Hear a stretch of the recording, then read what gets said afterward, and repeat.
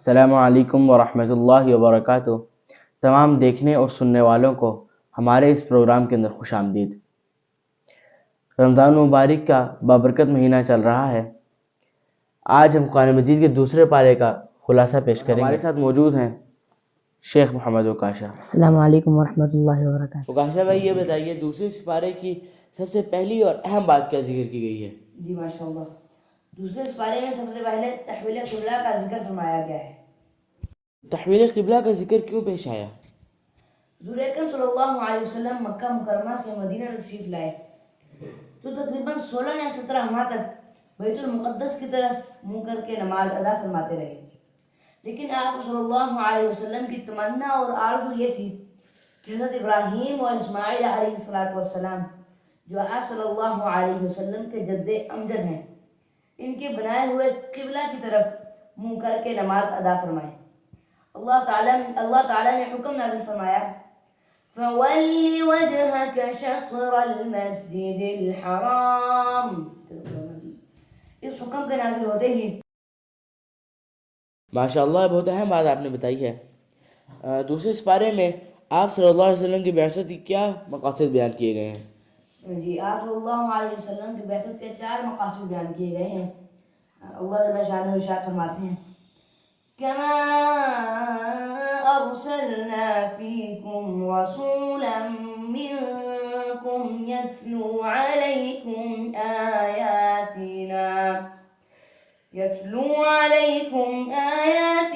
ويزكيكم ويعلمكم الكتاب والحكمة ويعلمكم ما لم تكونوا تعلمون۔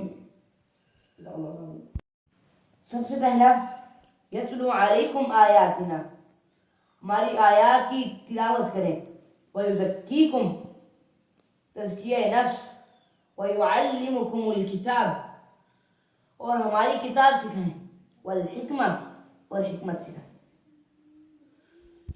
یہ 4 باتیں ذکر ہیں۔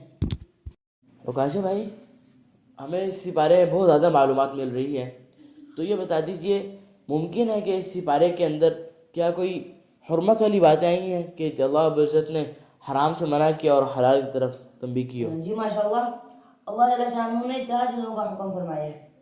اللہ جل شانہ ارشاد فرماتے ہیں، انما حرم علیکم المیتۃ والدم ولحم الخنزیر وما اہل به لغیر اللہ۔ سب سے پہلے مردار، دوسرا بہنے والا خون، خنزیر، اور وہ جانور جس پر اللہ کا نام نہ لیا گیا ہو، مثلا ذبح کرتے وقت اس پر اللہ جل شانہ کا نام نہ لیا گیا ہو۔ یہ 4 چیزیں ہیں، 4 چیزیں ہیں جو حرام کی گئی ہیں۔ اوکاشا بھائی، یہ بتا دیجئے دوسرے سپارے میں آنے والے احکامات کون کون سے ہیں؟ دوسرے سپارے میں آنے والے احکامات یہ ہیں، وصیت کا حکم، روزے کی فرضیت، اعتکاف کا بیان، جہاد کا حکم، حج کا بیان، طلاق، رضاعت اور عدت، ان سب احکامات کا ذکر کیا گیا ہے۔ اس سپارے کے اندر کون سا واقعہ ذکر کیا گیا ہے؟ جی ہاں، اس بارے میں حضرت طالوت کا ذکر کیا گیا ہے۔ اللہ جل شانہ ارشاد فرماتے ہیں، فَلَمَّا فَصَلَ طَالُوتُ بِالْجُنُودِ۔ اس پارے کے آخر میں حق کے نمائندے حضرت طالوت اور باطل کے نمائندے جالوت کا واقعہ بیان فرمایا گیا ہے۔ جالوت کے پاس طاقت بھی تھی، کثرت تعداد بھی تھی، منظم فوج بھی تھی، اور حضرت طالوت کے پاس طاقت بھی کم تھی، فوج بھی کم تھی، اس کے باوجود اللہ جل شانہ نے انہیں فتح عطا فرمائی۔ قرآن کریم میں باقاعدہ اصول بیان فرمائے گئے ہیں۔